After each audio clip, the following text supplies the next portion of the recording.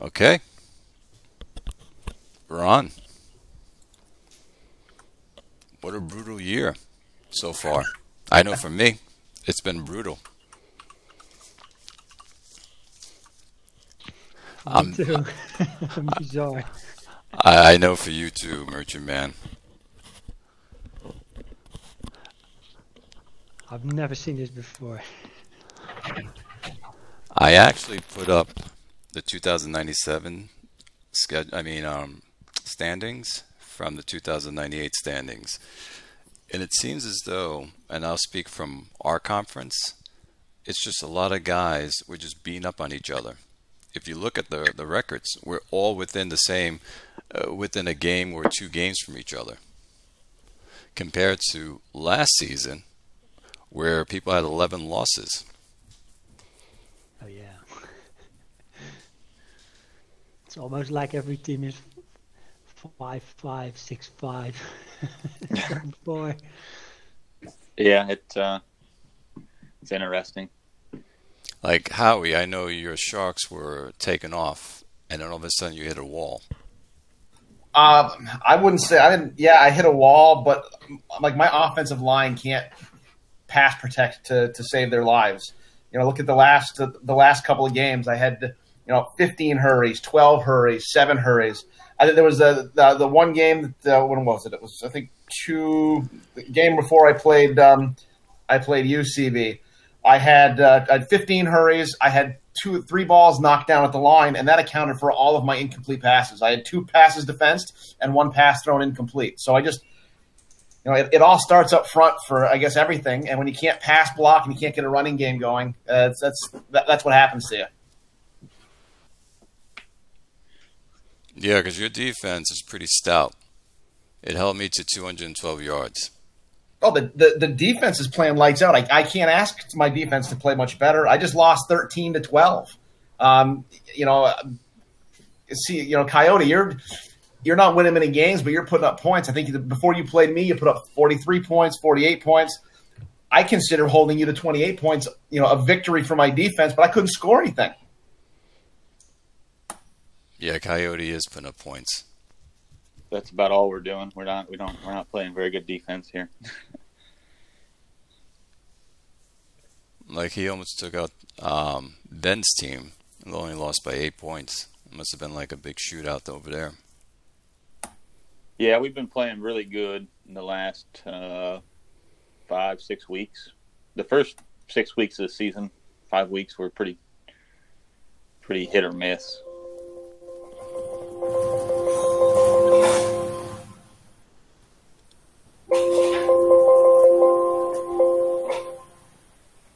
Is that from?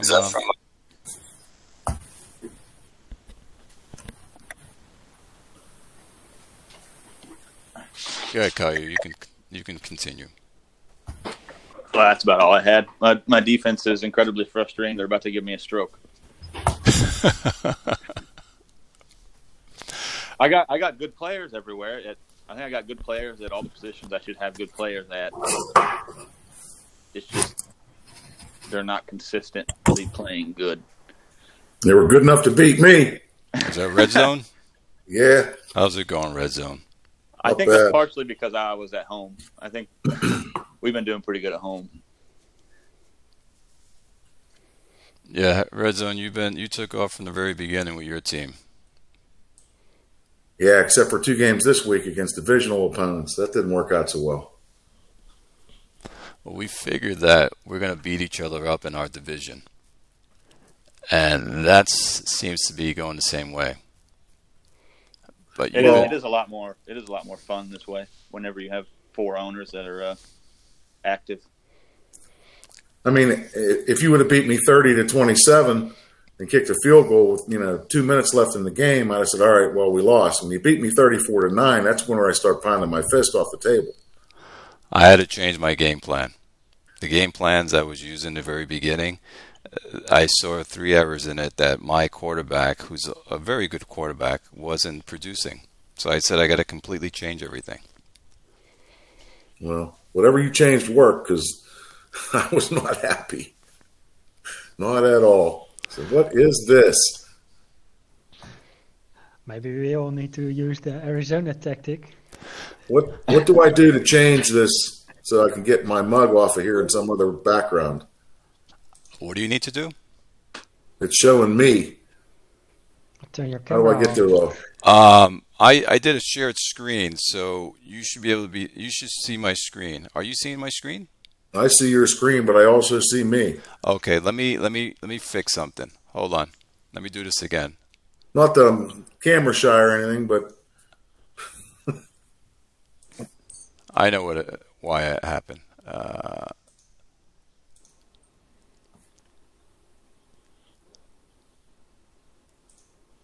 about now?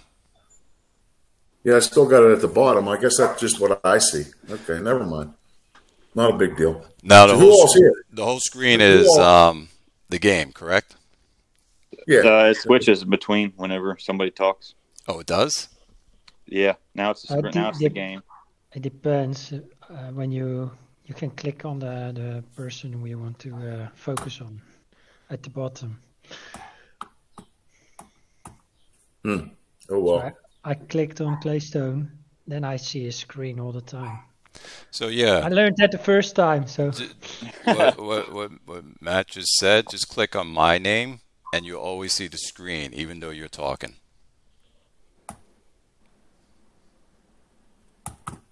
Does it work now? I don't know. Do you guys still see me or do you see his screen? I clicked on him, so I just see his screen, but I see you at the very bottom. yeah, I think so there's a there. camera. There's a camera thing that you can click on. I think that will activate or deactivate your camera. I'm on a cell phone though, so I don't know what you're in. I tried to get my cell phone to work, and I guess it wouldn't because I didn't get the message about a link or anything. I was like, okay, well, I guess I have to get the laptop out. Technology. Yeah, I think you get. Well, going back to your team, Red Zone. I know your quarterback's been almost lights out. Let's see. I was adding it up the other night. I think he's played 18 games for me, counting the playoffs. He's got something like 40 TDs and 9 interceptions and somewhere between a 90 and 100 QBR. And he never played like that before for anybody else. Does he just like me or what? I mean, I'm not sure what I'm doing different. Yeah, you got 20 touchdowns, 2 interceptions, only been sacked 13 times.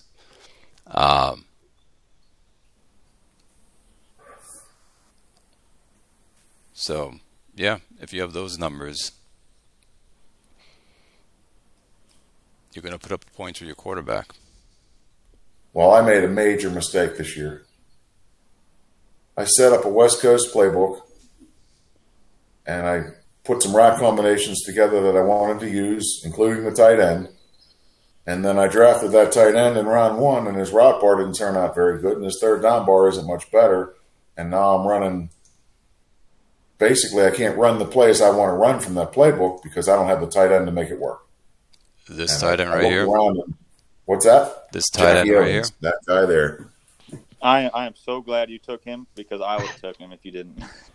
Well, it didn't work out for me, so I hope it worked out for somebody else. You can never know, but it doesn't look good. Let's see what he's doing. Oh, I put him in fullback for a couple games. I was like, you know what? At least you can block. You're going to go do something. I mean, he wasn't doing anything in the passing game, though. I think we beat Snapfinger this morning, and he caught a couple balls. So I'm like, okay, well, maybe I'll just leave him in there and see what he does.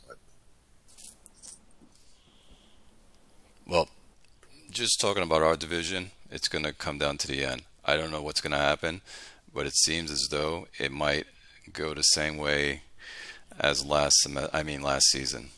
That's what it looks like right now. I'm just hoping I'm not 8-8 like last season. I play Chicago week 17. That'll be interesting. That could be a very big game. Very big. Yeah. You have Brooklyn coming up. Then you got Augusta. Then you got us playing us at home. Then you got Orlando. And then you got Chicago. Yes, it's going to be a good one. Now, I had not looked at that prior to now. it would seem to me, I don't know, you can compare them, Clay, but that might be the toughest schedule in our division right there that you just showed Iowa. That makes me feel better about being 6-5. Thanks. Sorry. I'm just saying, I hadn't looked at that before, but that doesn't sound like an easy schedule. These are the teams that are coming up. See, now I have to play Hanalei, so that's not easy either. Luckily, Megabot's sleeping, I think. If we don't talk about Megabot, he won't wake up. So division games, with 8 wins. Division games doesn't matter the record; it can go either or.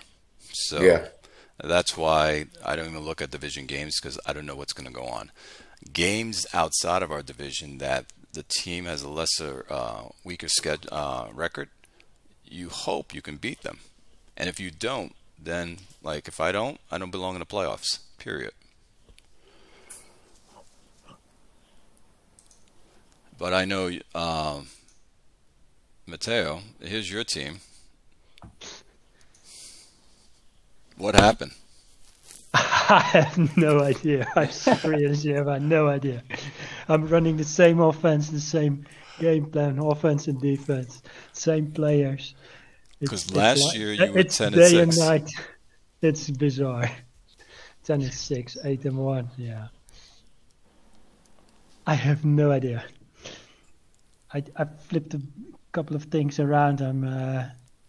But when you look at the game from today, it was just a lucky shot. I should have lost by like 40-20, 40-10 or something, but it's unbelievable. Hey, Clay. Yes. Can you pull up Almanac team statistics and go to miscellaneous pass offense for a second? Right here. Look at Mass Luis Merchantman. 110 short passes, 209 medium, and 81 long. And look at the completion percentage for the season. Isn't it under 50? His quarterback is...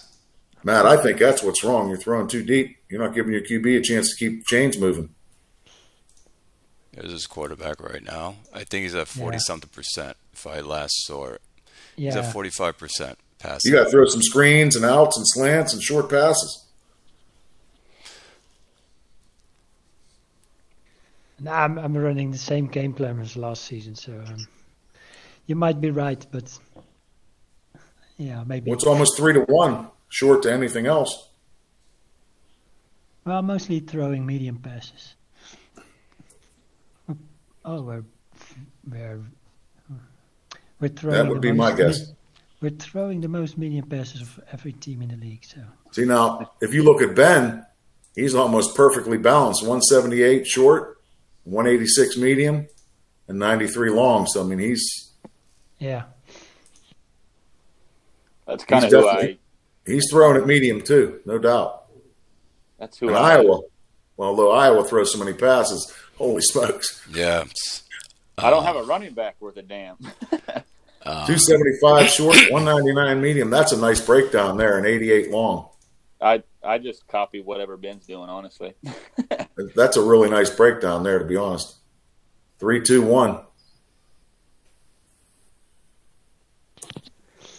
And in previous versions of the game, I try to use some sort of 50-50 kind of game plan. That it always seemed to be the golden standards to be completely unpredictable.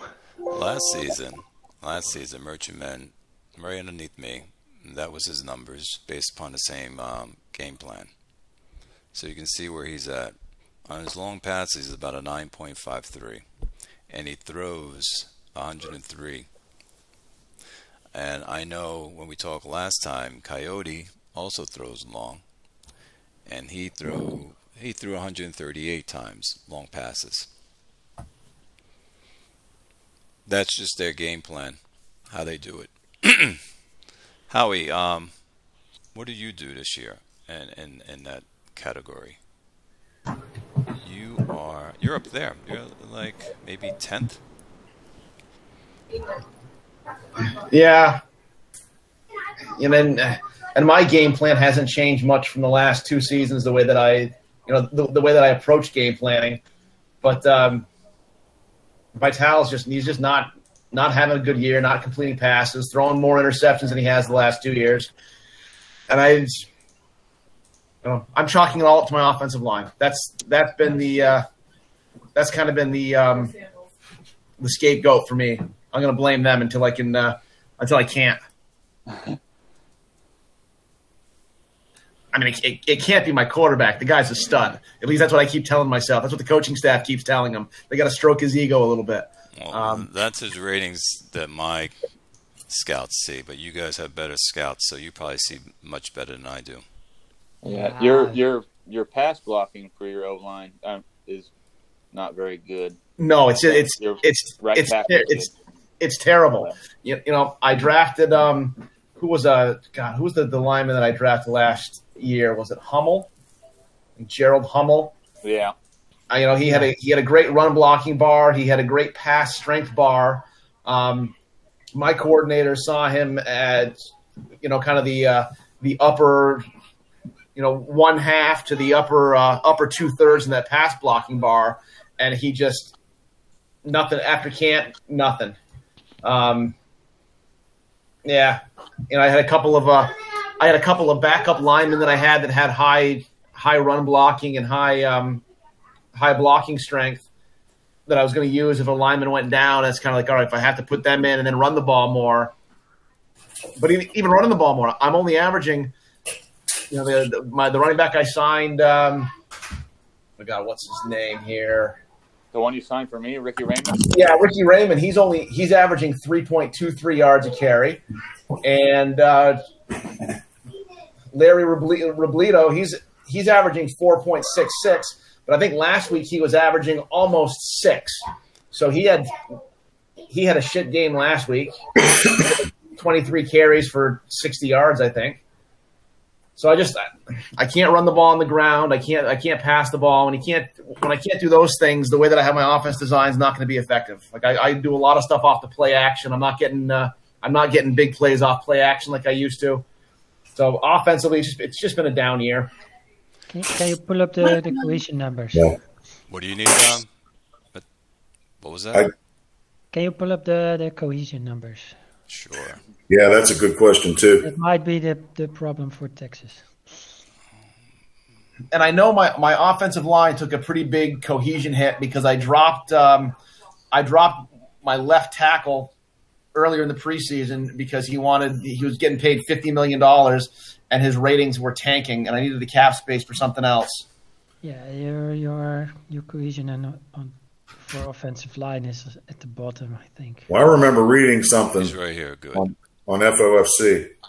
Quicksand made a comment in some kind of a thread or a post. I forget where it was exactly, but I remember reading him saying he would cheer when somebody in his division would go out and try and get a better guard or tackle, 50 or 60 overall guy, and improve from somebody that was 35. And their cohesion would drop, and he'd keep his 35 overall guy, and his cohesion he'd get better stats. He'd have more key run blocks. His running game would work better. But He didn't make those moves for that reason. He wanted the cohesion. Does this really hold water? Because look at Fort Wayne. T-Zac. He's at the very bottom. He's got an average for quarterback for passing. He doesn't count. He doesn't count, right? And he's right here at 8-3. He's put up 331 points, and only he's given up 212. But well, he's probably not running the ball a lot, so. No, probably not. But I mean, I don't know, Matt. You might know more than I would about this, but it seems to me like the game has a bunch of different modifiers. So if you're weak at one, make sure you're strong at all the other ones, and you may be able to make up for that. Maybe that's what T-Zac's doing. I mean, I don't think there's any one modifier that says, okay, well, if you don't have cohesion, you're finished. Well, I mean, if you build the affinities and you put a game plan together that's good and you have talent, that's 3 out of 4.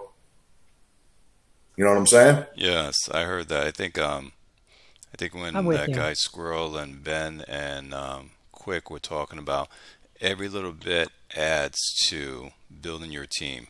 It's a small percentage, but it's a percentage. I always look at red zone. How many times do you get down to the red zone as well? And then, for instance, Ben's at the top. He's got 40 times down at the red zone. And he's also put it in more time. He has a 5.6 points per visit.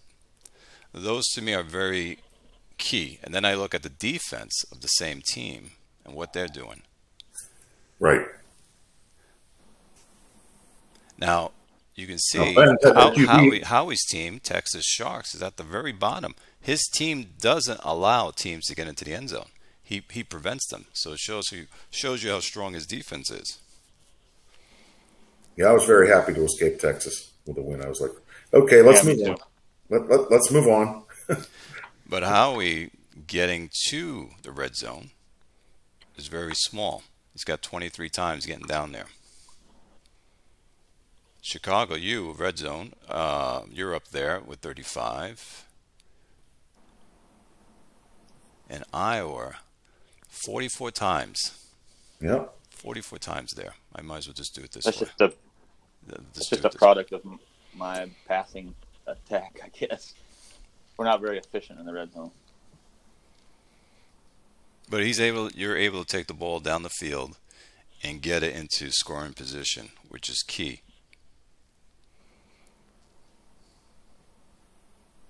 And you can see the people at the bottom, like Snapfinger.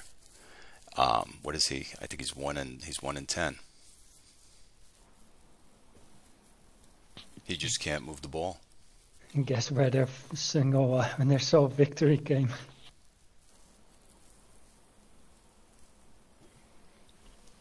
I got to give you credit, Matt, because the season you're having, I don't know if I could handle it as well as you're handling it. I wouldn't be happy at all. It can only get better from here on.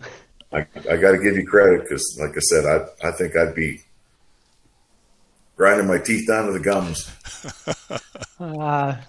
Maybe I am inside. It's the second worst season for my team ever. And he's at that point now. He's going to start. Seasons. He's at that point now. He's going to start winning some games, and then he'll get the 5th or 6th draft pick instead of number 1. Yeah. Exactly. Well, that's what happened to me last year. I got past week 10. I think I might have had maybe a win or two, and I'm looking at the standings, going, "All right, I'll get I play this way. I'll get a top 3 draft pick." And then it was like, "Okay, now I got to win. Now I got to win. Come on, you're killing me. Stop playing so well." I had that problem in CCFL last season. We were terrible. The cohesion was bad. There were underdeveloped linemen. The QB was in his first season of playing. I mean, I had a rookie receiver, a rookie running back. I mean, we couldn't do anything. And I kept thinking, man, I hope people think I'm not tanking because I'm not. I was in there 2 or 3 times creating a game plan from scratch. It just didn't seem to matter what I did. But at the end of the year, you're looking, okay, there's 3 games left. How hard am I really going to try here? I mean, you're going to do something, but are you trying as hard as you were week 1 and 2? No. I mean, at some point, you kind of have to say, all right, enough is enough. I'm trying harder, more than the first couple of games. So look at Julio. I'm going to take a lot of pleasure out of beating a couple of teams that I'm still playing, but because every single one of them is like 7-4 or 6-5, still trying to get in. So. Yeah, Julio's just on a rampage. He's like 11 wins straight. Yeah, the only team. Did he win again today? Yes, he did. Can he go 16-0? He's the only team dominating right now. Everyone else is just beating each other up. Still going to play Hannah, Perry, Bordeaux, so it's still a tough schedule for him. I think his game plan is more of a balance.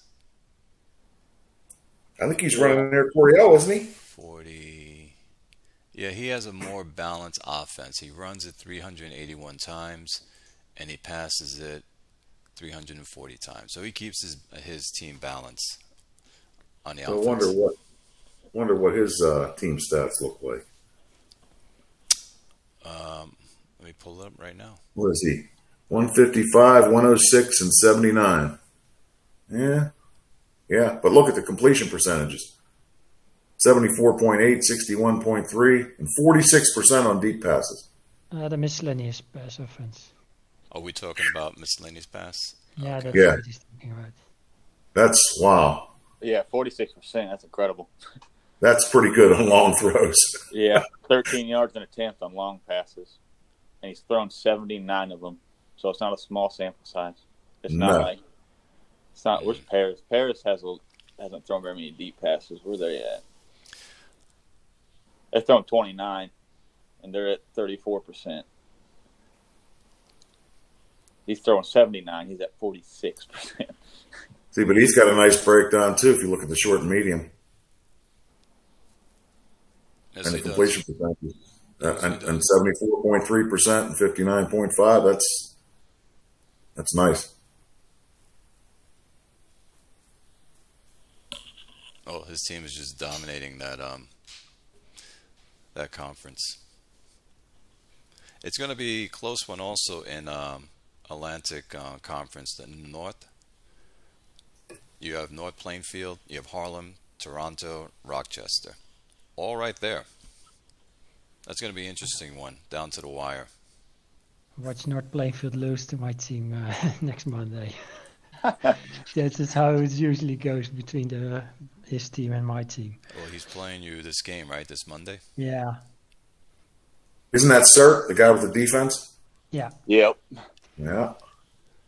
Yeah, his defense. Let's go to defense for a minute. He's right here at the bottom, which is number 2 against the run. So he's number 2 against the run. But he doesn't care. And he's on passing, he is, where is he? In the middle. Oh, he's in the middle on the passing. What is it? 50%?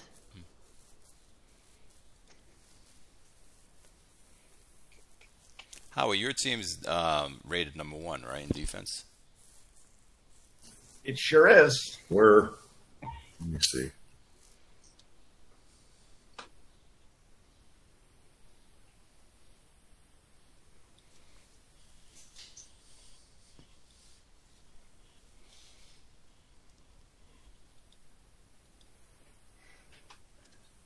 It's funny how last time we did this, you weren't on Red Zone, but we were saying who we think is going to be the rising teams. We picked you, Red Zone, your team. I also picked Brooklyn, but Brooklyn fell. I don't know what happened to them, but they fell. Yeah, I listened to that video and I was like, geez, guys, come on.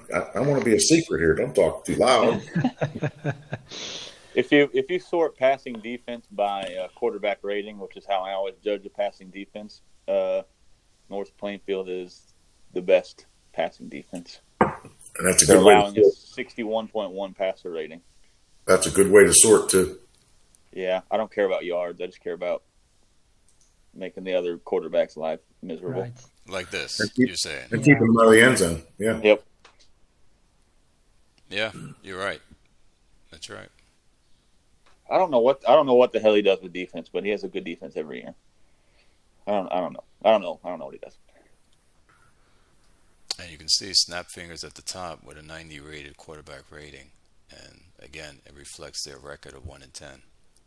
Paris was also doing well. Well, no, There were times, but they're 7-4, so. And even, what's his name? Yeah, the red zone defense really paints the picture, too. Gothenburg's at the top of that. Oh, yeah. I don't know how I'm number 2. That doesn't make no sense. I think for Gothenburg, it's also a result of getting ahead. No. First. This is defense. Basically, it should be this way. Oh, the opposite. The opposite. It's not doing it for me. So Wow. Texas is actually the best because right. this is red zone defense. You're Yeah, right. points per visit. It's sorted. Okay. Yep. So Moontown. Wouldn't have thought Fort Wayne's there. Seems like T-Zac always has sneaky good defenses for some reason. Well, he played a season when I was in RZB, and he was Cleveland. And he came in after free agency, in the middle of the draft or after the draft. He had late free agency and training camp, and the team was terrible. It was Cleveland he had. And he basically gutted it. He brought in all his affinities, and he went and traded for a QB that he said could run his offense. And he ran the heavy pass offense, but he wasn't beating people 50-3. He was beating people 17-6. I mean, his defense was carrying him, and I don't think people give him credit. I think he knows defense too. You mean this quarterback here? No, this was an RZB. Oh, okay. Like 10 seasons ago. But I mean, I think he plays defense a little better than people generally give him credit for. Is what I'm saying. I don't think he's. Oh yeah, I know. It's not just a wing and a prayer, and we'll throw 50 passes and win. I think he knows what he's doing on the other side of the ball too.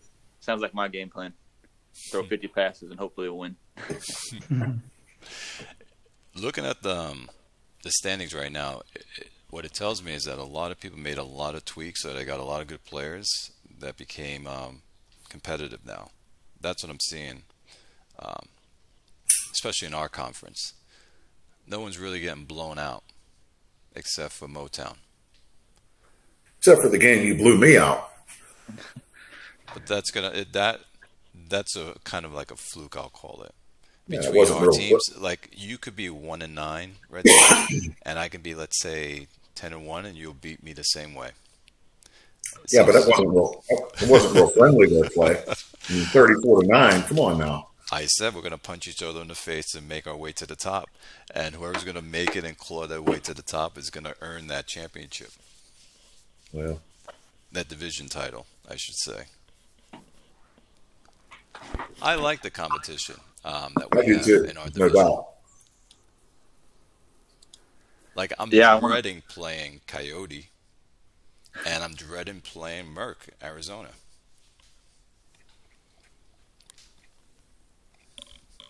That's a guy I do not know. Seen him around, but I really don't know who he is. I've never really interacted with him. Yeah, I'm trying to win this division 4 years in a row. So if you guys could just quit for a little while. Oh, okay, sure. Howie, your division's close as well. You're only one game back from Capital City. Yeah, and the year that I won the bowl, I was sitting in the same spot, and I have more of a chance of making the playoffs this season than I did that bowl the year that I won. I figured a little bit out, figured the offense out a little bit, and just made a good run. And then in the playoffs, my defense again played lights out. Like I said the last time, with 17 interceptions. So I know I can get there if I can score a few more points than 12 a game. That's what I need to do. Well, you're going to play Joel's team, which is a cutthroat. He puts Yep. a lot of good points. Then you have Razorback, Capital Cities. Then you got North Plainfield, where you got to go up against their defense. And then you got Moontown, which, hopefully you should take them out. Well, there's not too many cupcakes on the schedule in IHOF. There is not. Like, I'm shocked with Juggernaut. It is Oakland Panthers. Yeah, me too. That's one of the more surprising outcomes so far, I think. He traded away his quarterback, didn't he? He did that before last season, and he was still good last season. True. I thought he was going to be a 12-4 team. I did too. Yeah. I think he made changes in the secondary if you check his cohesion there. Oh, I think somebody retired or something, if I remember. Maybe he had a couple of retirements or something. I think he has a pretty old team. They've been together a long time. He's still a threat, though. Oh, yeah. He's not out of it yet. He is. He lost, but so is Williamsburg. They're a threat. He's got 3 wins because Williamsburg was also falling down the ladder, and then he strung together 3 wins. So all you got to do is put a little winning streak together, and you're right back in it. But look at his wins: 34-23, 44-19. So I think he found some sort of a special sauce that he put together. Affinity. Mm-hmm. That's who I get all my affinity stuff from. And Brooklyn, he was one of my horses that I thought was going to take it to it.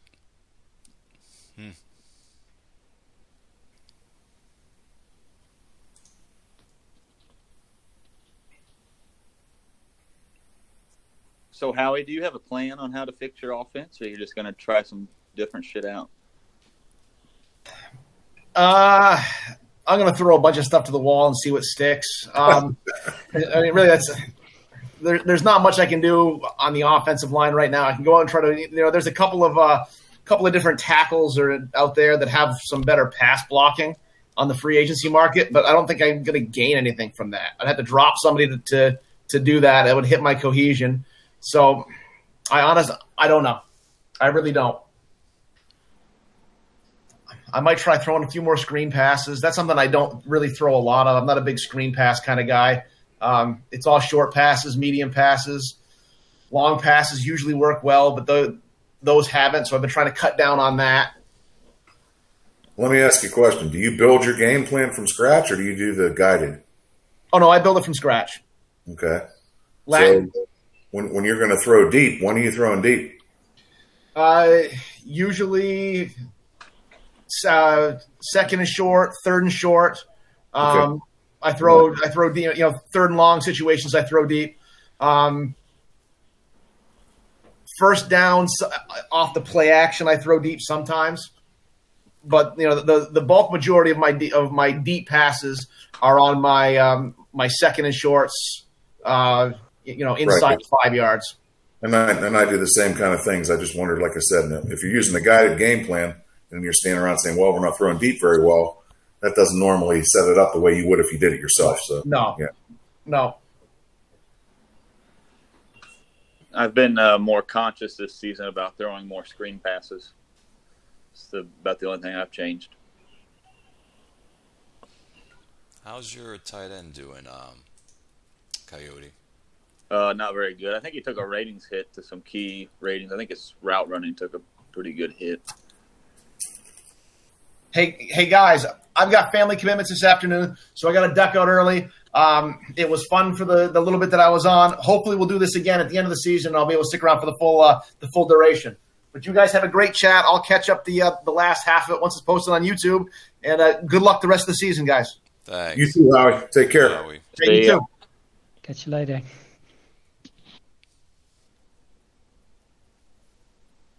Yeah, getting downfield took a big hit too, so I kind of quit throwing him deeper passes.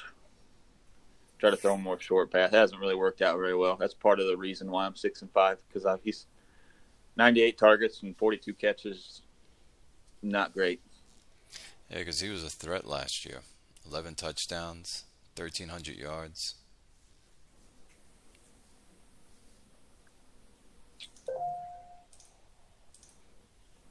That running back I drafted in the 4th round, Dominic Penaroya. He's I just drafted him just to throw him short passes, just screens and slants. Yeah, 75% catch percentage, which I always like to see. 8.11 for average target yards, which is very good. Yeah, I think it was Grimm that had the idea that elusiveness helped with screen passes. So when I saw this guy in the draft and he fit my affinity extremely well, I was like, well, I got to go get him, see what can happen. And I think I actually put him in my 014 as one of the slot receivers, and I just throw like a slant and screens or something out of that. Probably shouldn't be telling you guys that, but use your wide receiver. Yeah, it's not very hard to game plan with a wide receiver like that. Just throw him the ball. Red Zone, this is what we have to face twice a season. I know. I just faced him, and I thought I had a plan to stop him, and it blew up in my face. I thought, okay, I'm just going to sit in coverage. We're going to put in a bunch of cover 3 cloud, a cover 3 sky. He's not going to run the ball. We'll just lay back and let him throw us the ball. Well, he did. But he threw his guys the ball underneath that zone, and then they ran, for yards after the catch, I believe. And he had like a 72. What did you have?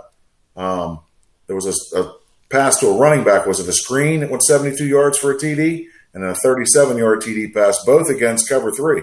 And I'm like, 80 yards to mine. I should have just stayed in cover 2. I mean, I counted them up after the game. There were 7 plays that were 20 yards or more against my cover 3 sky and cloud, and 1 against cover 2. And in cover 2, I was blitzing, and in cover 3, I was not. So I'm like, I should have never changed anything. What I changed didn't work at all. That's what I don't know what to do next time we play. I have no clue. Week 17, I'm going to have to look and see what everybody else is doing against you, and maybe I can adjust to some of that. I just use, whenever I'm going into like a serious pass defense kind of mood, I'll cover 2 is my go-to. I think that the cover 3 stuff is situational, like 3rd and long. Well, if you guys remember Jared Messiah, he threw a lot like T-Zac. Now, I don't know if he threw – I think he threw deeper. T-Zac throws a lot short. He throws everything. Now, we were just talking about him last, and I remember him – I remember looking at his team and being like, well, what's wrong with his offense that he's not just tearing it up with that awesome quarterback and awesome receivers? And he wasn't throwing deep hardly at all. He was just throwing short. I don't know. I played him in FFL, and all I did was use cover 3, and we shut him down. I mean, it was. If you look at the turnover, Iowa's right on top with turnovers, plus 13. Let me set this margin. There we go. Go to last year too, and check out last year's turnover and set the margin.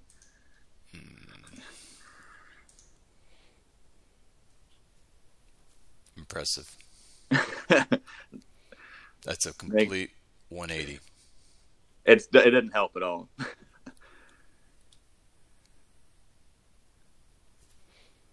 And Merchant, man, where were you in this? Look, he was up there. He was like top 6 with a plus 8. Yeah. And this season, you are -3, so it's not terrible.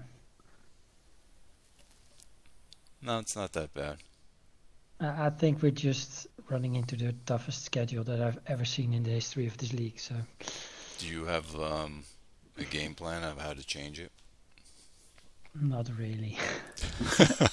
I built my game plan from scratch, all new last season, and after that 8-1 start, I was like, wow, I finally got a game plan that works. And then we dropped to 10-6, missed the playoffs, and I was like, okay, let's try this again next season. And now, well, I'm making tweaks because starting 08, it's clearly not the way to go. So my quarterback has been a turnover machine a bit, so I have to find a way to tone it down. Yeah, he has not been good this year for you. He's been awful. I think what Red Zone was saying is probably a bit of the problem. I'm probably forcing him too much to throw medium and deep, so he doesn't get a lot of time to get the ball out of his hands. And our pass rush pressure is a little bit higher than it should be with our line and with this quarterback. Yeah, because you look at your touchdowns. Last season, you had 29 touchdowns. You have 9 this time.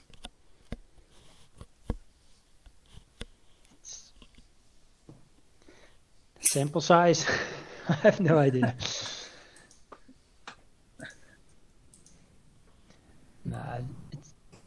I agree. I would pull up my hair out too if I had a game plan that worked well, and then the next season it just completely fell apart, and I'll be like, how is this happening? Because I have the same players, they're even better, but nothing's working. Yeah, but I still have to keep in mind that it could be just sample size. You can go 8-1 and think, yes, we're doing well, but it can be just a lucky streak. Could be the schedule you're playing too. Yeah, that's what I'm saying. It's really the toughest schedule I've ever seen for my team. So just when you look at the last 5 games we have to play, we have the toughest schedule now, and I still have to play North Plainfield, Augusta, Bordeaux, Paris, Colorado. All those teams are in the middle of the playoffs race. So,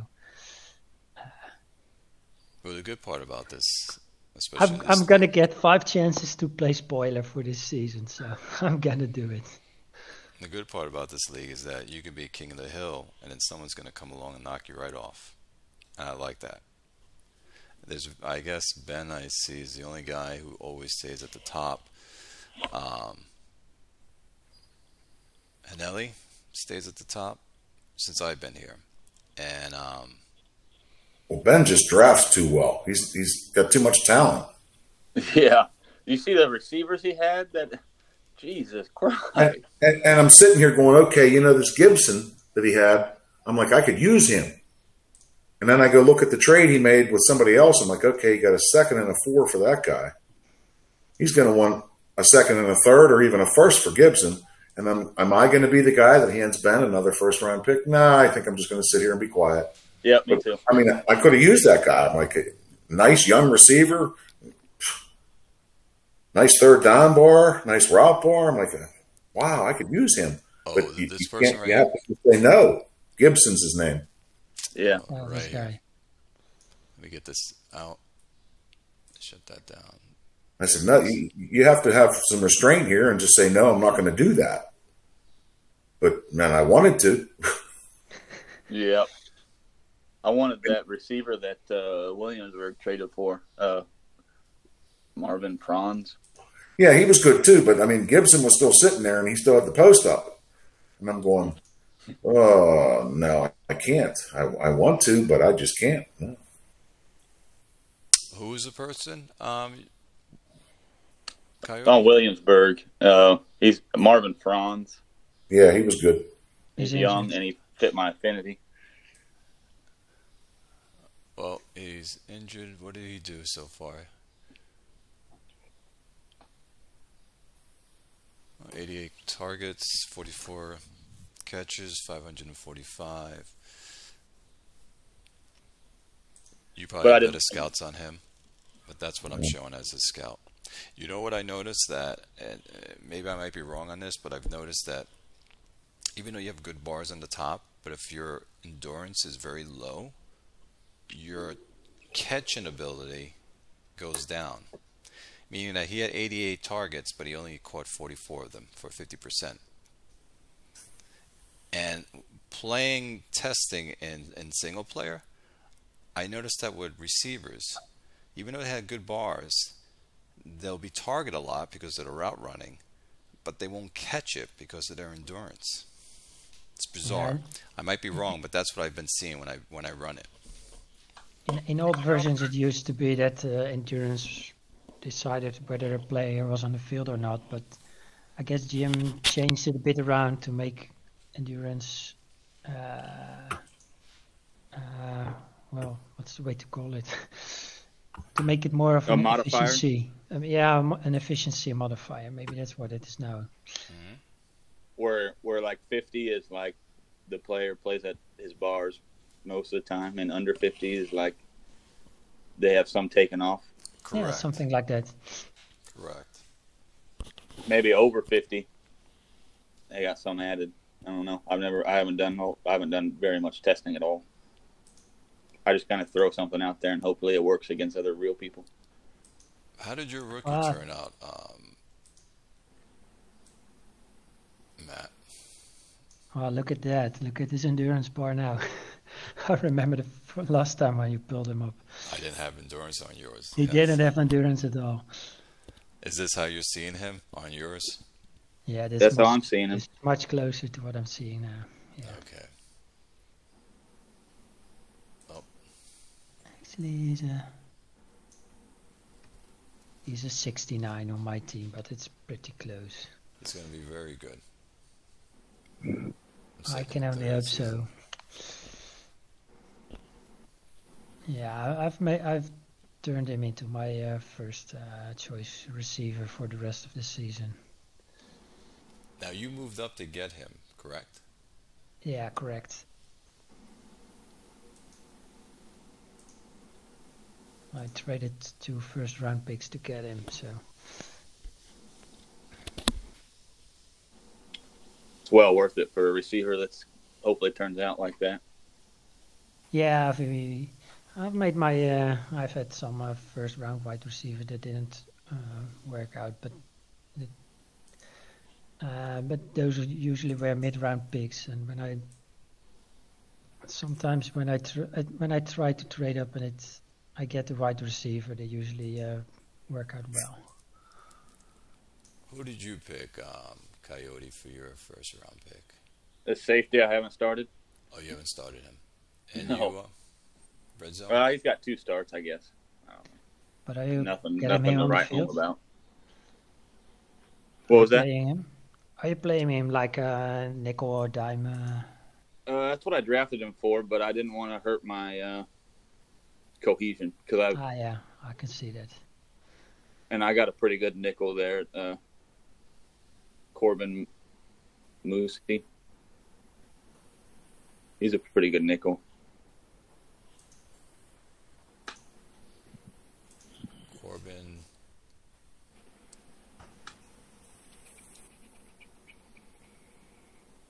Moosey. This person? No, that's the same guy. No. Number 38. Oh, here it is. I see it.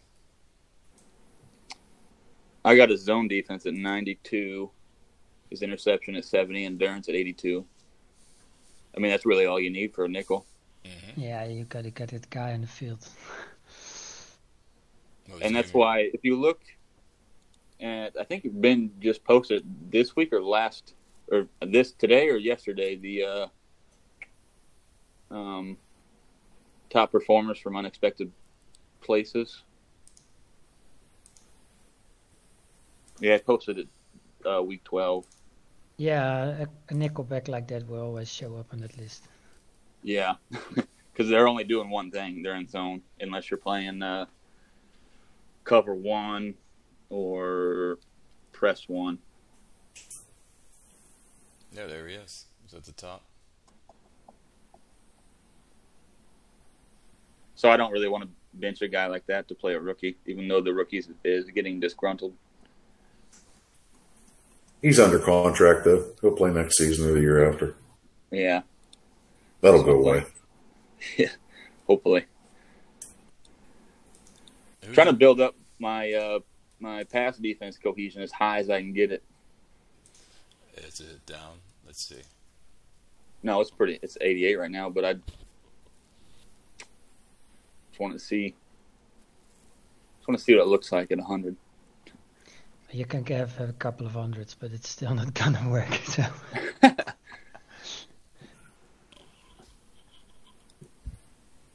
Especially with how strong I've built my affinities in my secondary.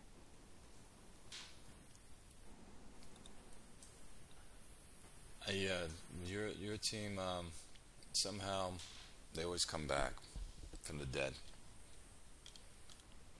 Like, I thought your team was going to fall at Coyote. I did too. I don't know. I can't explain it to you. And then I wish I could. It just came back on strong. Affinities. They do weird stuff.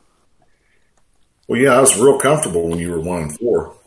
Yeah, I was pretty uncomfortable. Okay. This is good. And then you got to go on this winning streak. Yeah, I think all three of us were 1-4, and you were the only one red zone in the lead. And now everything's tight again. I don't like it. Would you guys knock it off? I don't even know what I did to get it started, so I can't knock it off.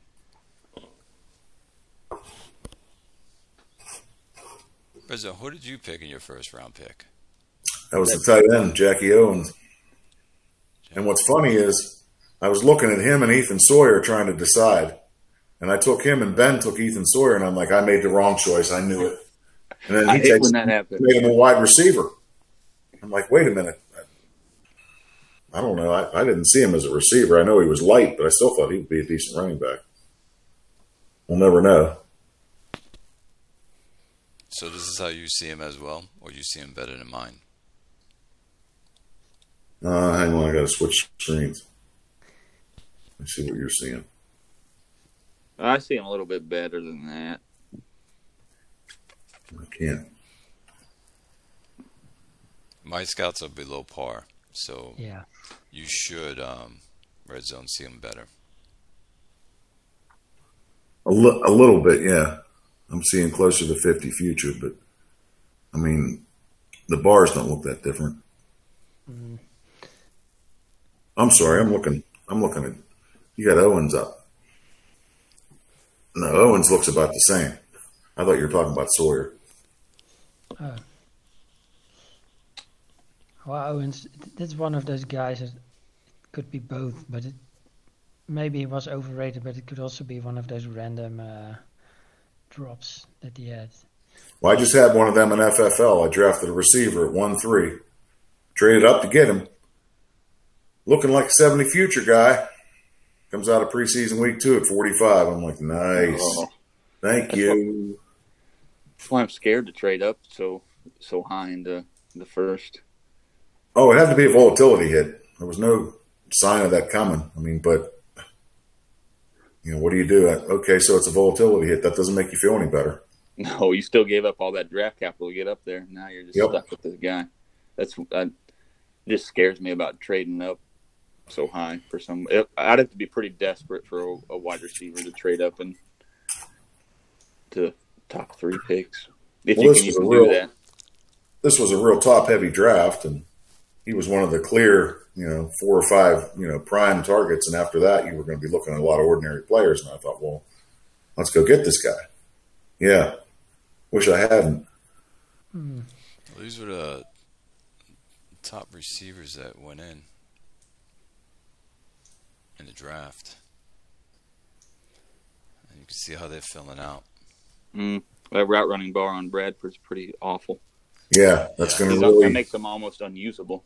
Hey, the only way you're going to be able to use him is if you've got 2 guys with big route bars and you put them out as decoys and then throw the ball to Bradford, and hopefully he gets open enough to catch enough to make a difference. Yeah, you can see he's got a 5.91, which is not good. Well, keep in mind, rookies aren't going to play that great. He'll have a lot better year his second year unless he drops again. But I don't know. That's... Oh, he's at 7.94. Very nice numbers for him. What are his bars? He's got great route running. Yeah, that's the bar. He's you got to have. If you don't have that, 70. If you don't have a route bar, I'm not real interested in you. I mean, it just. I'm not real interested with the 0 third down. Yep, that's a bad one too. That's the next one I look at, because if you can't convert third down, you're going to punt. Which one? Did I miss something? Not Bradford, the other guy you had up. Oslowski. Look at the third down bar. 0. Let's see what he is on third down here. It's 34%. I think I got the best guy. 65% catching. What's that? I think I've got the best guy from the bunch. From this. I think so too. Yeah, I was most interested in him. Well, because of affinity reasons, and I just like I like receivers that are above 6 foot. It seems to help. Well, I mean, he's got the endurance, he's got third down, he's got the route bar, he's got a big play bar. I mean, everything else after that, the courage bar is even there. I mean, yeah. Yes, he does. That's a nice receiver. I mean, in any league. 6'1", it's a good size. It even says that as much in the help files whenever you're looking at it's all ideal weight. I think that's height matters for defensive backs and receivers. That's the 3 I would say. I was going to say 2, but there is a third, the defensive backs. If you can get tall corners and tall receivers, and of course the QBs. I don't like the 5'9" guys at all. They don't seem to work very well. I've had real bad experiences with these 5'9" QBs. I won't do it again. Although my current quarterback's 5'10". Your quarterback is, I don't know what it is about him. He puts up magic. It's all those secondary. I call them secondary bars. They're just like the accuracy, timing, his good sense rush, the scramble frequency.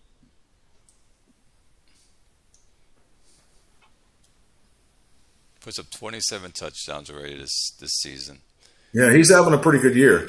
He's anyone else, they look at this quarterback and say, he's got no bars.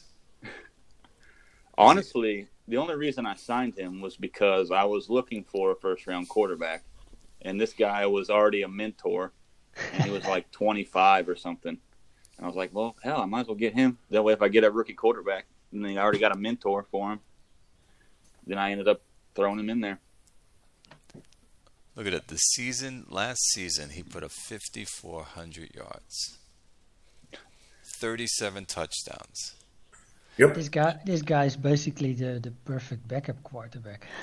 Yeah, he is. He's got enough rushing ability to put up decent stats doing it. Well, somebody forgot to tell him that he was a backup. Yeah. Oh, you're using right. You got the right game plan for him. I gotta tip my hat to you on that. Probably by pure accident. I even did as much as trade a second-round pick for my backup quarterback right now that I thought was going to be my starter, because he has he had a good avoid interception rating, which Divine does not. But it doesn't seem to hinder him an awful lot. You got to keep in mind he does have a brilliant wide receiver to throw to. So. Yeah, that helps, and some pretty good tight ends there. Yeah. And your quarterback, Ladner. He, for some reason, didn't seem to ever really have the big year, and then last year, I put a game plan together, and I'm using a playbook that wasn't mine. I'm kind of lost. We'll try this here, and we'll try that there. And I played with it 2 or 3 times, and I finally said, okay, we're going to go with this, and I put it in. And I never changed the offense the rest of the year. He just went off. I mean, out of those 32 TDs, I think he threw 16 in the last 5 games. I'd have to go look. Yeah, I was sweating that championship game. I didn't know what to expect. I mean, you just got back in the league. I mean, I don't know this team yet. I've been there. It's my 8th game. Can I win this? Can I really go to a bowl? I mean, I was like, you almost pulled it off. I wasn't surprised that we didn't, and I was, okay, go get it. You came out of the grave. You happy went to on see a winning streak, and then you just went into the playoffs, just beating everybody. Well, I was happy to see Iowa go get one. I mean, it would have been nice, I don't know who the owner was before you. I forgot. Swain Dog. There have been several owners before you who just didn't find a way to use this quarterback, but yeah.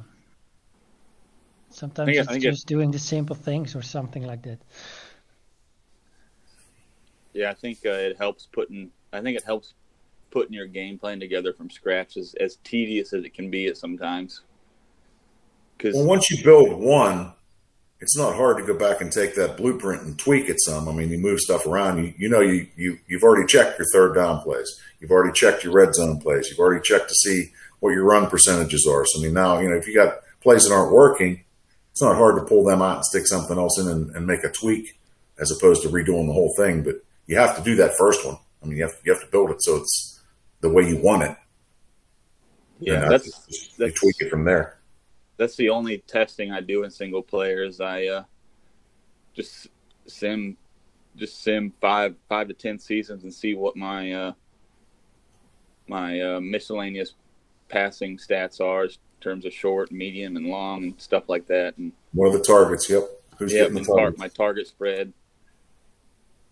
That's the only thing I do in single player. But yeah, the first game plan you ever make, I remember making my first game plan. I was like, what the hell am I doing? Oh, it but can be tedious. after you make, 5 5 game plans, it's pretty simple to figure out. You need whatever 15 plays for first down possession or something. You just add in plays till you get the amount of plays you need for the situations you regularly see a lot. What's killing us right now is we're running way too much 113. If you go to the film room, pull up Chicago and look at the last 3-4 games. Now, I don't think it was that way this morning. I didn't look that close yet. But the 3 games prior to that, I think we had 50 plays in 113. That's just too many. You're going to get familiars and you're going to get beat. Okay. Yeah. I try to use as many formations as I possibly can, even though it gets confusing, because I like to move my receivers around throughout the formations. Now, honestly, that's something I didn't notice.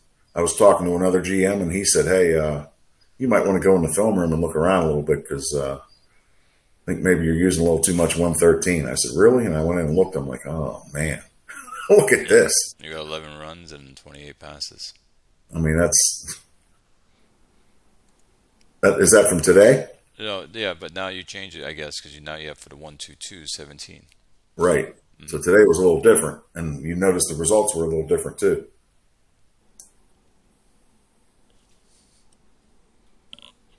Ooh, yeah. 2 games before that, Clay. 2 games before that. Let me get to your thing. We can do it this way. Here we go.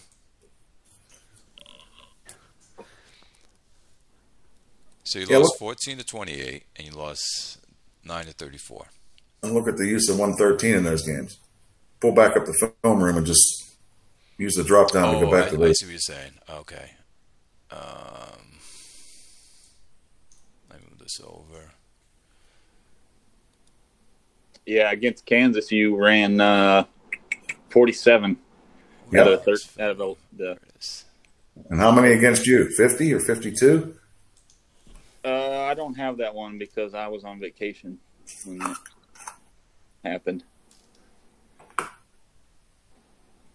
Should be able to get it back. Just do restore career. Yeah. Need to do that.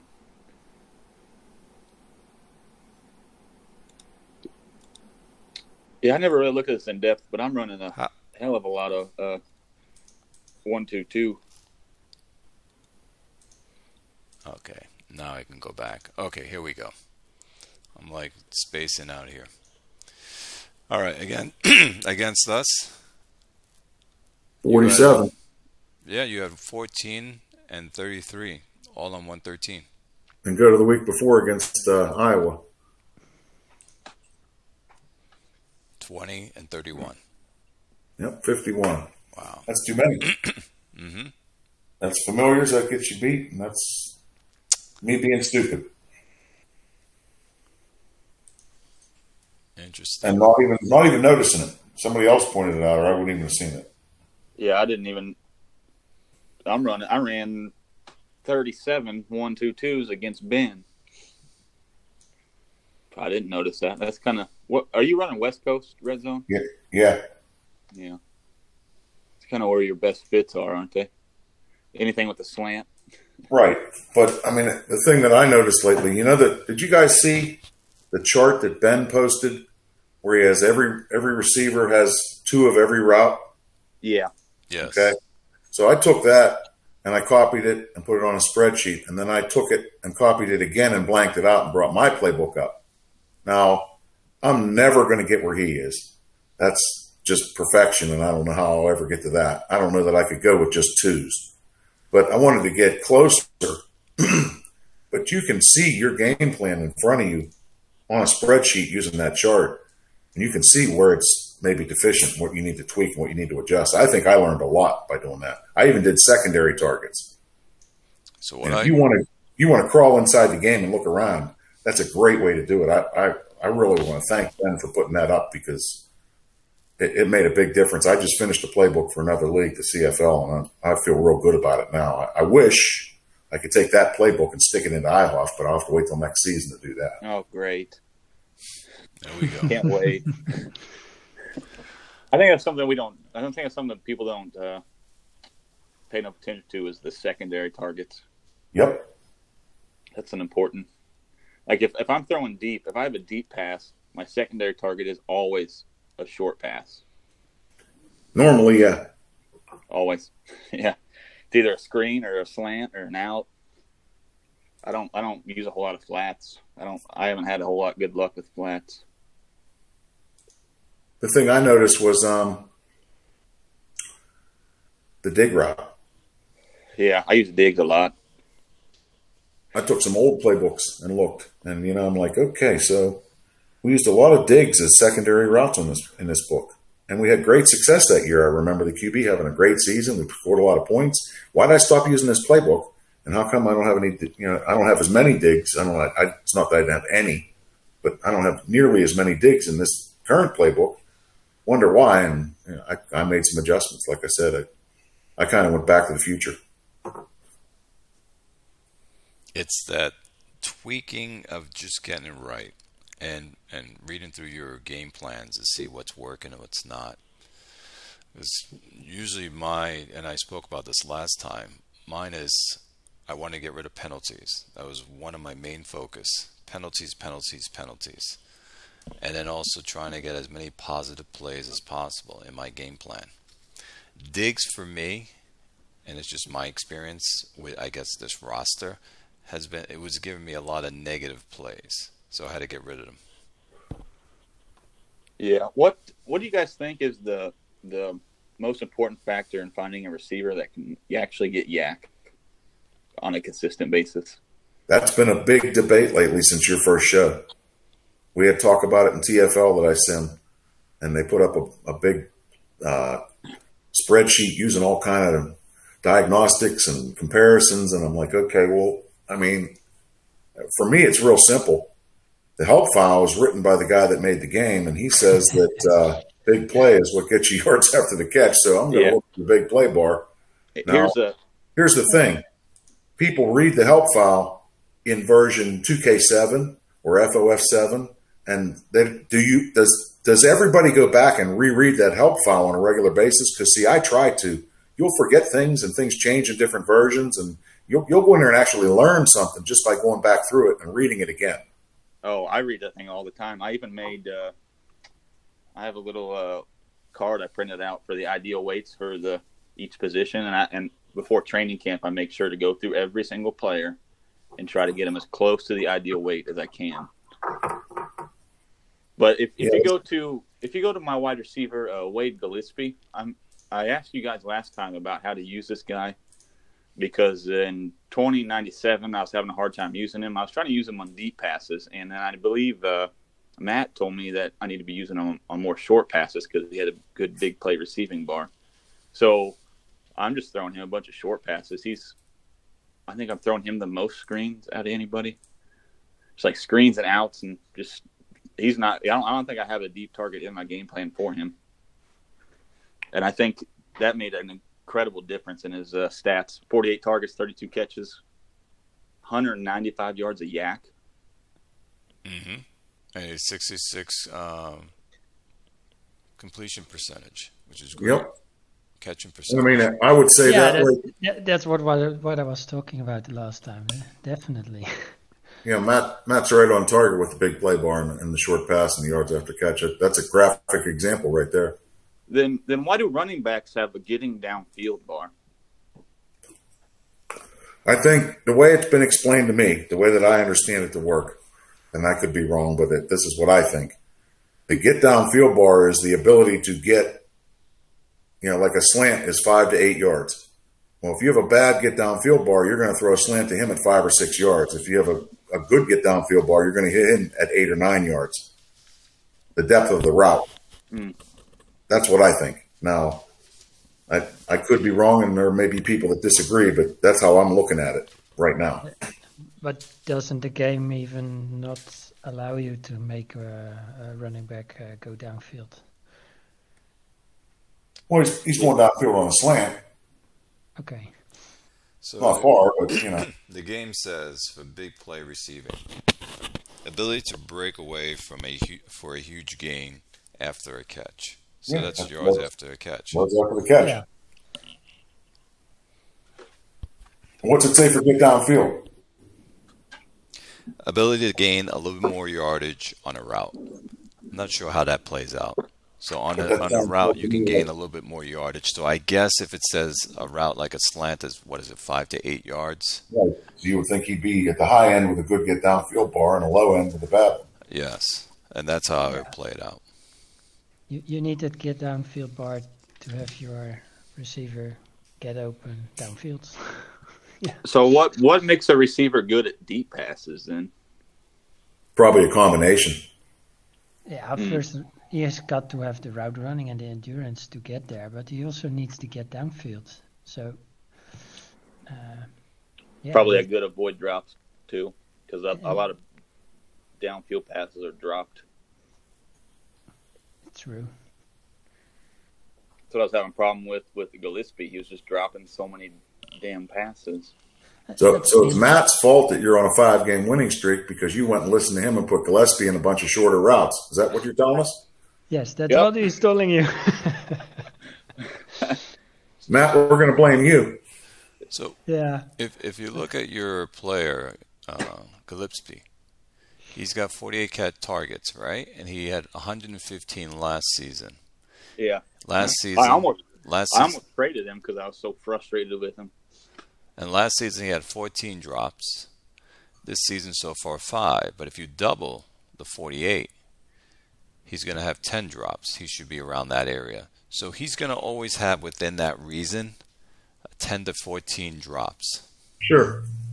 Because of the bar. Yeah. I fully expected that when I signed him. He's a good secondary option on a team. Yes, he is.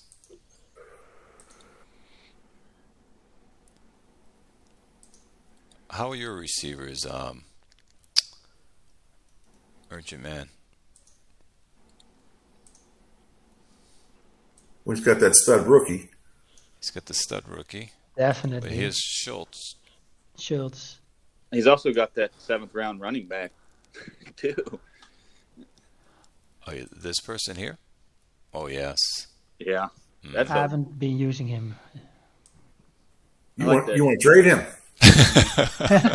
No, this guy's going to be my kick returner. He's going to play on special teams. So. Let me move this out of the way. All right, I'll take out the running back for a minute. But come on, Matt, I'll give you a good deal. That's probably the guy I should use on 3rd downs. But usually, when I get a running back, usually I put them on inactive as a rookie, and then the 2nd season they become my backup running back, and the 3rd season they are going to get the carries and get on the field, just to make sure they contribute to the cohesion.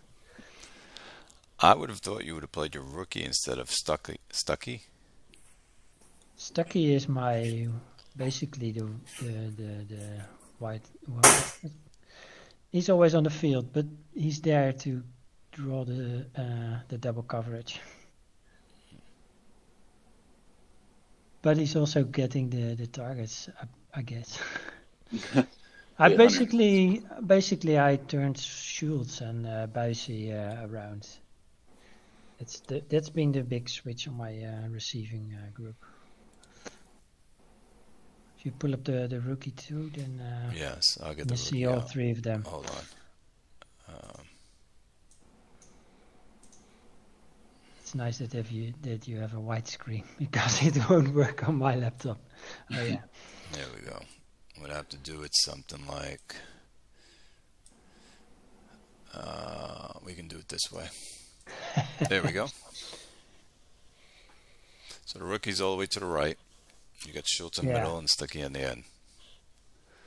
Basically, I thought this rookie was going to be, almost like a clone of Schultz. It looks very similar to me. Schultz actually looked like what Buijs looked like as a rookie. Yes. But his route running never got past 46, so I'm still a bit nervous about the new guy. But well, his soul is at 32, Well, he has a high intelligence, so. So the verdict is still isn't out on So it. it might. Well, I'm seeing 54 to 93. I'm not sure what you're seeing on his route running. Probably the same. He's actually 60-84 on my team. Okay, not So the bad. current is higher and the potential is lower, but the trend on this guy is going up, so he might end up higher than he looks to me now. So gotta wait and see for his third year to see what he's really like. Well, you can always pick up another receiver now in the draft if you have a top 3 pick. Oh, maybe I do. Now, your offense is smash mouth. How does that affect you trying to fit in 3 receivers into your offense with best fits? I have no idea. It just doesn't help my running game, that's for sure. Well, if you pick up another receiver, I think you're probably going to change. And like Coyote said, you have that running back. Well, I just had to switch offensive coordinator because the guy I had was just terrible in scouting. So, Do you switch offenses too? well, I like I said, I built my new game plan from scratch, but I really wanted to make sure that I was using all 3 wide receivers and both tight ends that can catch the ball, and use my running back and use my fullback. So basically, try to mix it all around and make it a very unpredictable offense to the defenses. Can I see? Oh, yes, I can see. So I can go and see how you're spreading the ball around. Yeah, so you have 101 targets to Stuckey, then Schultz 116, and your rookie's only getting 64 of it. I really need to tweak this a bit more because Gaynor really should have like 60 targets, and my second tight end isn't Borders, but my second tight end really is Gore. Borders is just a run blocker. So it should be this person.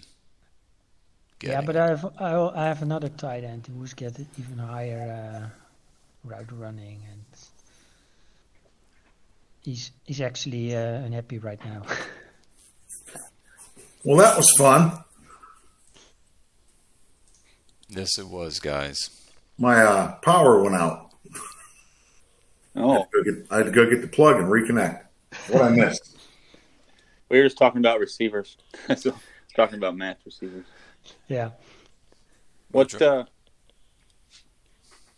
you said you try to get your fullback involved in your passing offense? No. I tried. I'm still trying to figure out how to use all my guys on the offense to play do the best to their strengths. I've got a run blocking fullback and a run blocking tight end, but it's really I'm still struggling to find a way to get them on the field when they should be and to have them contribute all to the game plan. I have a lot of trouble getting the fullback involved in my offense. I don't know how Ben does it. I have the number 1 receiving fullback. Do you know, by the way, red zone, you don't throw it to anyone but your receivers? Really? Pretty much. This is your team. Yeah. Wow. How do you do that? Not even your running back gets a screen. That's amazing. Well, wait a minute. That's showing you the team summary page. That's not every completion all season, I wouldn't think. This is just the qualifiers. Oh, Yeah. that's right. That is right. I mean, never's a long time, Clay. Yes, it is. I agree. No, does it happen very often? No. I stand corrected.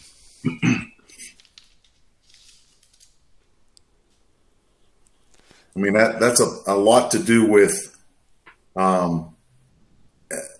I feel like, and I was talking about this with somebody else last night. I feel like when you go into a playbook and you say, okay, I'm going to fix this playbook now. I'm going to make it better. And then you look at your offensive philosophy and you start trying to get everything to be best fit for that, West Coast or spread or whatever your coordinator is. I think you make things worse. And I get anal about it. I want everything to be best fit, and solid is good enough. You don't need to be best fit. And in order to get best fit, you go to a bunch of different routes that make it best fit. And now all of a sudden you're not throwing downfield enough. You're not throwing to the tight end enough. You're not throwing to the fullback at all. You're not throwing enough to the running back. And it's your three receivers, and that's what you're looking at. And that playbook and my lack of getting a good tight end this offseason is going to come back and bite me. I mean, we're only going to go so far. I mean, I'm getting away with it, sort of. But, I mean, believe me, I would kill to be able to stick the playbook that I finished for CFL and put it in here now, and also have a tight end worthy of that playbook. I wonder if your playbook is a playbook to reduce interceptions. Well, that may be true, too, because he only has 2.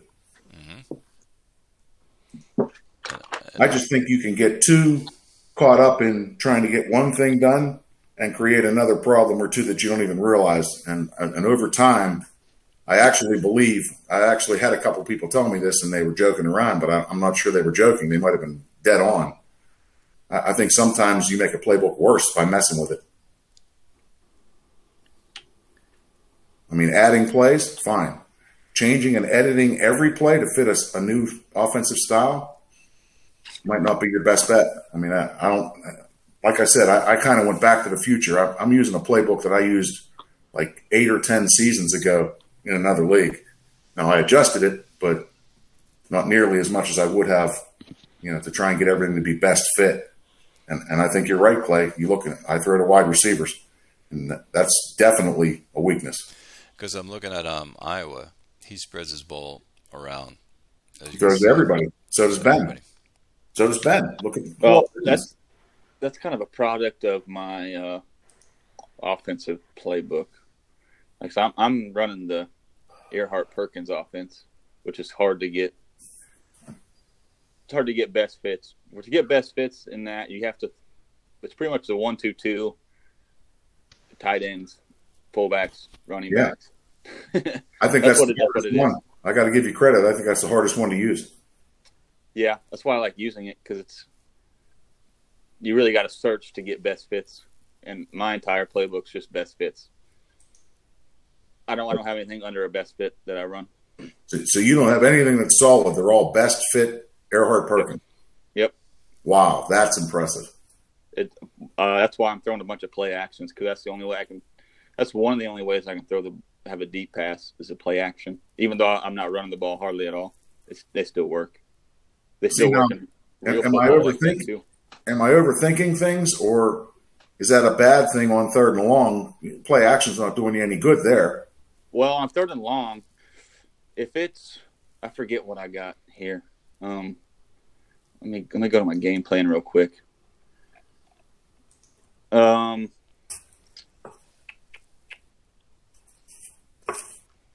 where you keep the extra guys in the block? Yeah, well, you got to have a running back in to block for it to be best. So, like, I got a 1-1-3. Out of the 1-1-3, you can pretty much only target the slot receiver. So I got Levine in the slot, obviously. And there's only, I think, a post. 1-1-3 post to the slot is the best fit for the EP offense. So I got that in like a 10, 3rd and 10.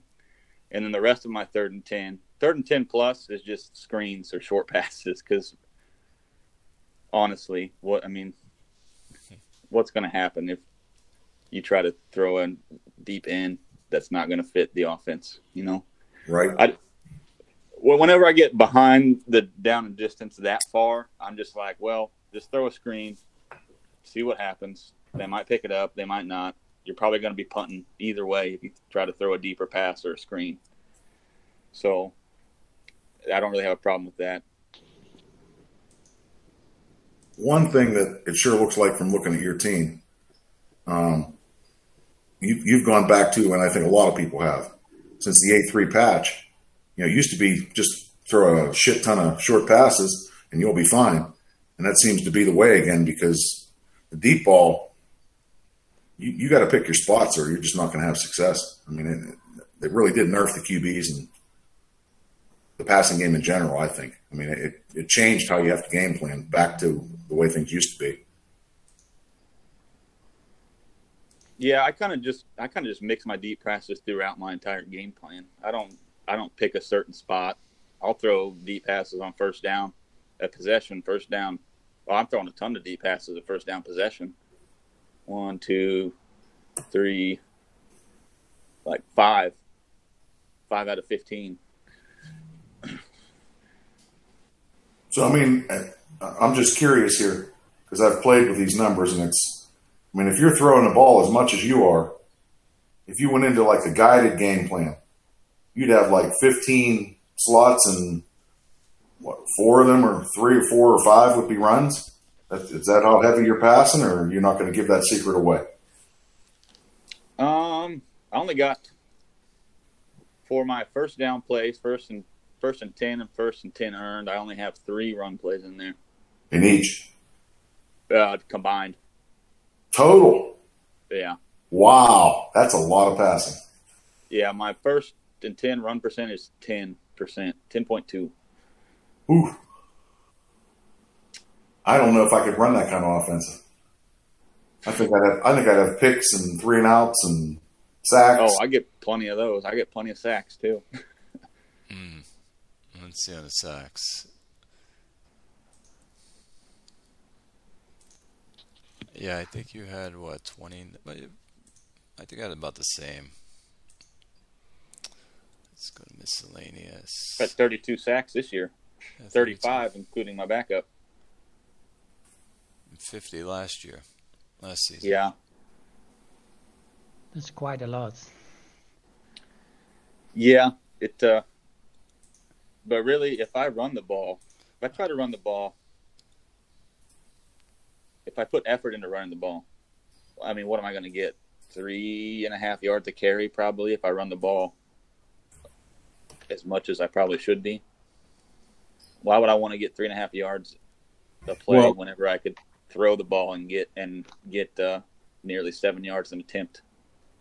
Well, doesn't that also come back to roster building? Because if you're throwing like you are, my guess is you're not looking for guys with run block bars, and the guys that only have pass block bars are cheaper. That helps your cap and gives you more money to spend on those receivers and that QB.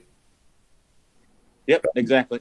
Okay, I was going to say, so trying to run the ball with guys that don't have a run block bar, yeah, that doesn't make much sense. I don't blame you. I wouldn't either. So the question is, because I know you, Coyote, and you, Matt, you guys like to throw deep.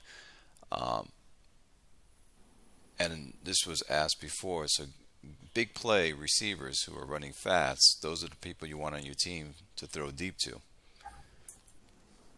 have those bars, I meant, for that player. I think you want a combination of getting downfield and big play, and route running is the most important. Avoid drops, endurance. What do you do, Matt? I agree with that. I think you need a receiver that has it all to be able to throw the ball deep. Yeah. So if you have a guy that has limited bars, you have to take advantage of those and exactly what he can do. If you want to go deep, you need all the bars. Yeah, the rookie we looked at earlier, that's the kind of guy that you want to. He's got it all. And, oh, you mean your guy? Yeah, but we looked at Iowa's star receiver too, Levine. That's the kind of receiver that you want. Oh, which one from Iowa? This Levine. guy? Oh, yeah. You know which one from Iowa. You're Kansas. It's quite simple. It's a guy with a lot of bars. He's got a name similar to the quarterback. Yeah, the final Levine. Yep, and they're also my 2 most popular players on my team. They must be player of the game a lot. Yes, yeah. He's brutal. See, I'm jealous. I want to throw deep. I just don't do it very well. We're much better off with a high completion percentage. Well, that's the thing. I've been trying it with the guy Schultz that we looked at earlier, but he's just not the complete receiver to do it. I hoped he would be, but he just isn't. My team has been doing decent on long passes, but I don't throw as much as you guys. I've thrown 52 times for 44%, and I hit about 11.46 on average, which is not bad. But my short passing with that other game plan has really hurt me. 5.31 is terrible, and a 69% completion rating. Are you throwing a lot of screens or not? I was throwing some screens, but I was trying some other things. What was the thing that was killing me? The digs were killing me. They were dropping them, or they weren't doing anything. But the out routes, I wasn't, for some reason, they weren't working for me. Oh, I love out routes for some reason. I don't know. I do too, but with the formula of this game plan, it just wasn't working. So, in any event, like you guys, I like to spread the ball around. So, I find that helps my. I'm not a very good drafter at all, but usually I can find some players that I know I can use. So that kind of helps me combat my terrible drafting. I don't think you can really build your complete team from the draft. You can get, well, you've got one first round pick every season, but over the seasons, that's just like 7, 8, 9 guys that really are your starters. But the rest of the team, you still have to find the role players, the guys that can do limited things, but they can do it well. Yeah, that's what I like doing in the draft. I like doing that in the draft, like the later rounds of the draft. Yeah. To where the good drafters are taking guys that are probably gonna pop off after training camp or the sim after training camp, whatever one that is. I'm never gonna be that good of a drafter, so I'm just trying to find guys that I can put in a role that are gonna do good. I picked up this guy in free agency. I was able to get him, which he's been doing good for me. And this guy, because I'm a sucky drafter as well. However, they've been producing for me, which that's all I need. That's kind of the fun part of this game is you don't have to be good at every aspect of this game to have good results. Everybody does it different, yeah. Yeah, you can. Yeah, everybody does it different. There's guys that don't do affinity at all and do great, and there's guys that like Quick that builds that pure affinity, and he's good at doing that.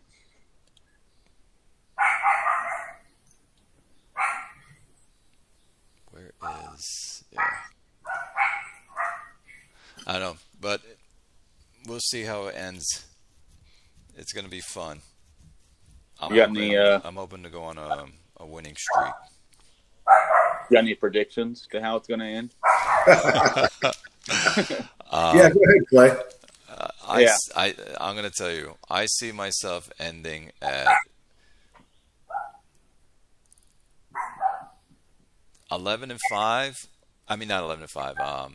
9-7, or 10-6. For some reason, that's what I think I'm going to end. As for Chicago's going to end at 10-6, and Iowa 11-5. How many teams get in the playoffs? So let's write that down. 10-6 for Chicago. 10-6 for Chicago. Does the math add up on that? 11-5 for Iowa. And 10-6 for Kansas. It's either 9-7 or 10-6 for Kansas for me. That's what I see. And then for Arizona, I think he's going to fall. I think he's going to fall to 7-9. 7-9 for Arizona. The thing is, in week 15 and 17, all the divisions will play within the division, so you will still. Yeah, we're gonna knock each other off. Yeah. So if one of the teams in your division is winning both in week 15 and 17, that team is probably going to win the division. Well, if I lose to Iowa, that would bring me down, which would bring me to going to 9-7. Because if I beat Chicago, he's got to lose 2 games. He has to lose 2 games to get to 10-6 Chicago. So it can still play out. So my record at 10-6 or 9-7 can play out. Well, I don't know this league that well yet, but just from my limited experience so far, I'm going to guess that obviously week 17 in Iowa is a big game. Hanalei is not going to be an easy game. And Augusta, isn't that Sawblade? Yeah. That won't be easy either. So, I'm not saying Arizona and Orlando will be easy games, but those 3 look very difficult. I could have 7 losses easily. I hope you do. Well, I'm sure you do. Who are the 2 teams that are going to make it to the bowl? I would say Julio's going back at this point. Yeah. Julio, yeah, and do you think Melpal? I want to say Williamsburg. Nah. Let me see, where's the standings at? To me, the points scored, 4 points against. That's don't count Ben out either. Yeah. Julio will have to get past him. Well, you also have sometimes when you go undefeated, it can be a curse against you. It can. And someone like San Antonio or Fort Wayne can come in and just take it. Yeah, don't count out Tizak. I forgot about him too. So yeah, you gotta. It could still be a lot of different ways that could turn out. Our conference is pretty much wide open, though. If somebody gets hot, they can take it. There's a bunch of teams that are all clustered. Hanalei is 8-2-1, but after them, the 3 division leaders have 4 losses, and there's a bunch of teams with 5 and 6. If somebody gets hot and runs a table. Yeah, Williamsburg is a strong team.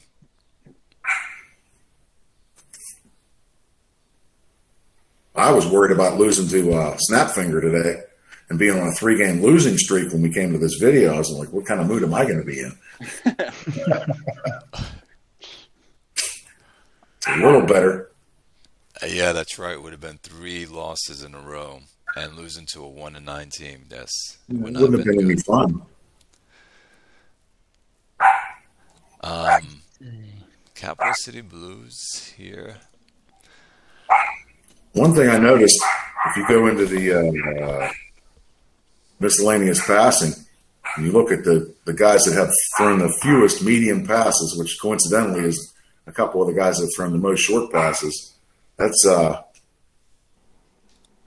us and is it Williamsburg? Oh, what do you want, medium pass or short? No, not Williamsburg. Who's the other one I noticed? The fewest medium. Outer Banks has 68. Hold on, the fewest we medium. have 61. Capital City has 88. Similar offenses. How are you getting by with that? So many short passes and not a whole lot of passes down the field. Teams never work for me when I do it that way. See, I've always kind of attacked this as I want to convert 3rd down. I don't want 3 and outs. I don't want to give up big plays, and I want to move the chains. And if I do those 4 things, normally we do okay. However I have to do things to make that happen, those are my goals. If you're not converting 3rd down, you're punting, you're losing games. If you're not if you have 3 and outs, you're not possessing the ball. You're losing games.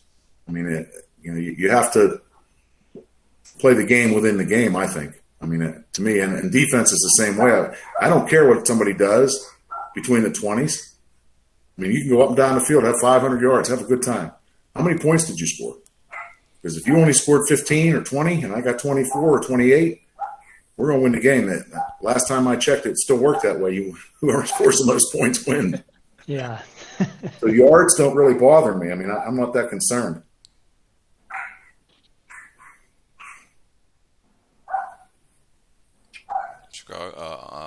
I would say that what you're looking at now is probably – I've already noticed that while we're talking. I don't throw enough medium passes, and somebody's going to game plan and shut me down real soon if I don't change that. So I'm going to have to look at that. Yep. Press 1, press 2. Yep. Okay, why don't we do it this way? Iowa, what do you think you're going to – Coyote, what do you think you're going to finish at? We'll do it this way. What's your record that you think you'll finish?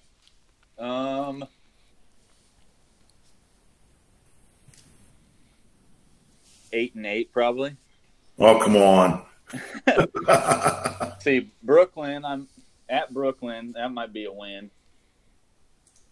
Augusta, that's kind of a toss-up. At Augusta, that's probably either going to be a close game or a loss. Kansas at home, hopefully a win. Orlando, a win at home. Then I got to go to Chicago and lose. So probably 8-8. I think you're being kind. So I'm just not very confident on our team on the road. Let me see our schedule here. I'm worried about Hanalei, and I'm worried about Week 17. The other 3, I don't know what will happen. I mean, I've had this conversation with people, and they say, "Well, who are the best GMs?" You know what? I have no idea who the best GMs are. I see a lot of people that are good GMs that don't get any recognition at all. So, I mean, it's hard for me to say, okay, am I any good? Am I bad? Am I in the middle? I feel like if I go out on the field and put in a lineup and put in a depth chart and a game plan and I have a decent roster, then I have a chance. But those 3 games, Orlando, Arizona, and Augusta, they're coin flips. I mean, I can lose them just as easy as win them. And the other 2 look real hard. So, I mean, it's hard to predict what you're going to do. I mean, your heart says one thing, your head says another. My heart says I'm going to win all 5. Well, that's not going to happen. I mean, somebody's going to knock me off. So what do you see yourself at? At 7-4, I'd like to think we could go 9-7 at least. Okay, so you're thinking 9-7. Yeah, maybe 10-6. 10-6 would make a lot of sense with that kind of schedule. Now I'm going to be realistic here. I'm not going to do that, what I said. So I got North Star, Snapfinger. I should win these 2.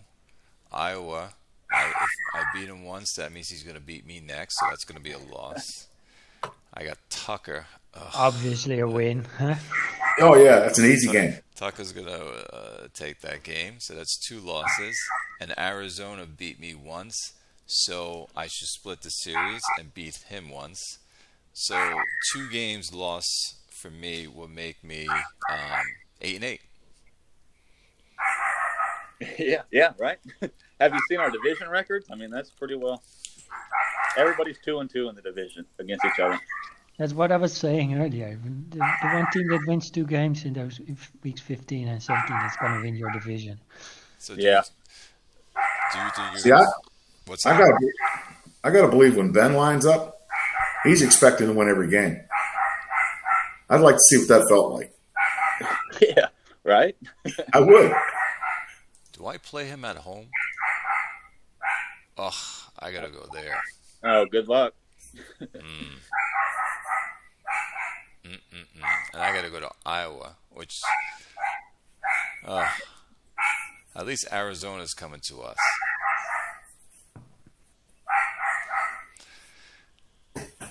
Okay, it's going to be close. And Guttenberg, I guess we'll go to the bowl on that side. It's between Guttenberg, San Antonio, and Fort Wayne. If I had to choose, I'm actually going to go with San Antonio.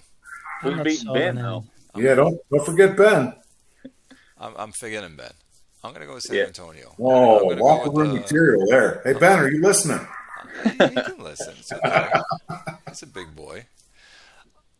San Antonio, it looks like the unfavored. Can you pull up San Antonio's schedule? Because they're just... It looks like they're just...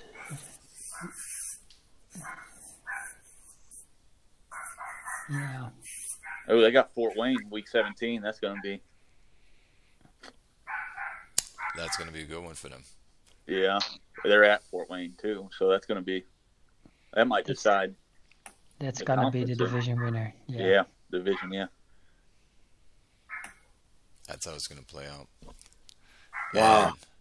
And it's at Fort Wayne too. Mm-hmm. And then in our conference,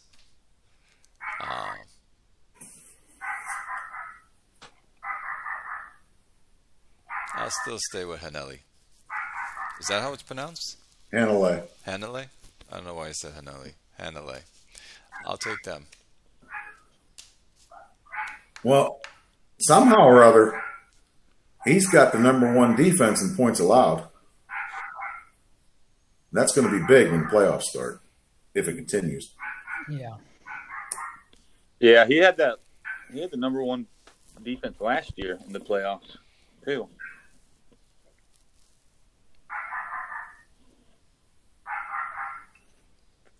How far did he go last year? I beat him in the divisional, I think. Okay. Surprisingly to me. I think we were at home though, so.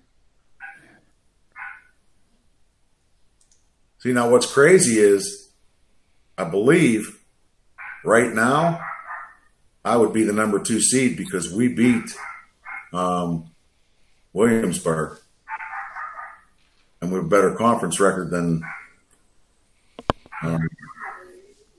Capital City. Yeah. Capital City. I don't know for sure that those tiebreakers work that way, but I would guess they do. They do. And that's just weird because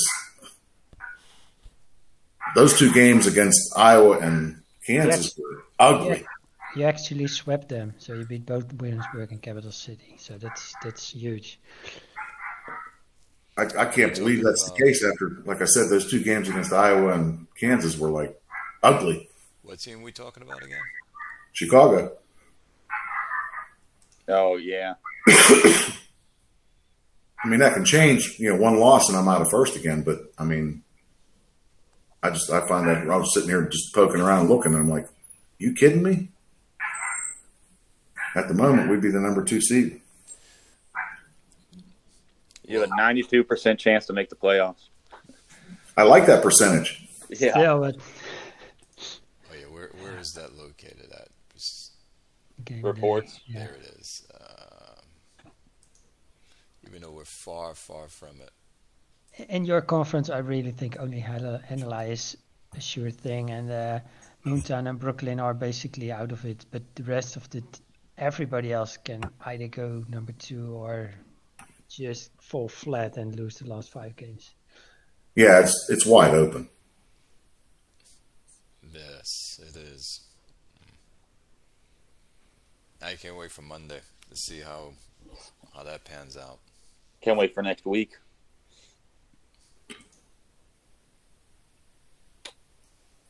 So 2, 3. So we play on Wednesday, Coyote. Monday, Tuesday, Wednesday. Thursday, Friday. On Friday of next week, you guys, Red Zone and Coyote plays. This might be for the division. I'll be sure to adjust my game plan before then. Well, I will too, no doubt. You both have to now. Look for more medium passes, buddy. The funny thing would be, we're going to run the ball 80 times. We put ourselves at these records, right? And it'll be funny if we lose every game from here on, and Arizona just goes right to the top. Yeah. Crazier things have happened. Yep. I was gonna in the forum cursing me yeah. out. I was gonna say earlier, but last season he put his wide receiver on the trade block, and as soon as he did that, he started running off, winning game after game after game. Yeah. They put him back on the trade block after going 0-5 or something, and now he's 5-6. You know, you're right. He did that Mac twice. he's gonna pull it up. I need to start doing that. He needs to bump that thread before every game, huh? Yeah, he's gotta do that. He's right. Every time he puts him on the trade block, he starts winning again. Why doesn't anyone pick him up? I'm gonna do that too next season. Put my best player on the trade block. Well, I mean, look at his contract. That's the problem. I mean, nobody has, once the season starts, you know, if you want to do this in free agency 2 or 3, somebody might be able to clear a room and take that kind of player. But you're going to do it after the season started. Who's got $29 million laying around? I forget what the cap number is, but it's ridiculous. It's high. 34, I think. I mean, who's got that kind of money? And then he says, well, we're clearing the cap. But in the middle of the season, who are you going to cut? But didn't Tezak said, I'll take him? You don't have any picks. And no cap room, so. Thank God. Really? Yeah, I agree. But really, at that stage of the season, there are only 2 or 3 teams that can afford a player. And those teams are not playoff teams, so you're like, your market is really limited. Yeah, and if I'm one of those teams that could afford that cap room, I'd just be like, well, I'm just going to wait till the draft time because I'm probably going to get a pretty decent pick anyway. Yeah. So I might as well. I'm not going to trade my first-round pick for a 29-year-old receiver. Trading in season for a player of any real significant value is difficult. I mean, just like the real NFL. You don't ever see trades like that in season. I mean, I'm already over next year's cap. Oh, this is him. Yeah, 34.8. I was struggling to make it under the cap with the players I had. It's gonna surprise you all, but Hanalei is the best team was the one team that should have been able to get him. Good thing Megabot to sleep. Yeah, and he even lost his best receiver in the off season. Mm-hmm. Yes, he did. Well, guys, I'm really glad I made it to this one. I wanted to get to the first one, and that didn't work out, but I'm glad I got here today. This was a lot of fun, but I'm going to have to cut this a little short and get a couple things done here. Same here. Yeah. We just wanted to keep it to this point, and we'll end it here. All right. Do you want to do end of the year season wrap up at the end of the year, after the bowl, or before the playoffs, or? That's a good point. Which one would it be? Is it better before the bowl? Let's do both. Okay, that works for me. Yeah, we can do that. I'll reach out to everybody, or you guys can reach out to me. We'll set it up, same time, same way. I'll just send out new invites again. You just jump on. We'll just start shooting the shit. All right, guys. It was a lot of fun. Yeah, it was. I'll talk to you guys later. All right. Take it easy, guys. Yeah. Be good. Later.